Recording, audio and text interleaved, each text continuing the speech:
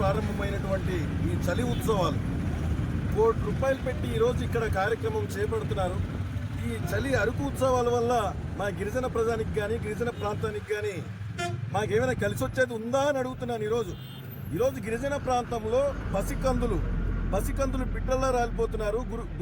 అనేకమైన ఆశ్రమ పాఠశాలలో చదువుతున్నటువంటి విద్యార్థులు పిట్టల్లా రాలిపోతున్నటువంటి పరిస్థితి ప్రస్తుతం మా మన్యంలో ఉంటే ఈరోజు ₹1 కోటి పెట్టి ఈరోజు అరకులో ఈ ఉత్సవాలు ప్రారంభించారు.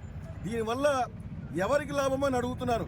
కేవలం కూటమి నాయకత్వంలో పనిచేస్తున్నటువంటి మంత్రులు, అలాగే ఎమ్మెల్యేలు, అలాగే ఇక్కడ ఉన్నటువంటి అధికారులు ఎవరున్నారో వాళ్ళు ఇక్కడ చుట్టం చూపుగా వచ్చి ఇక్కడ పిక్నిక్లుగా వచ్చి సంతోషంగా గడిపేసి పోవడానికా ఇక్కడ పిక్నిక్లుగా వచ్చి అని చెప్పేసి ఈరోజు అడుగుతున్నాను.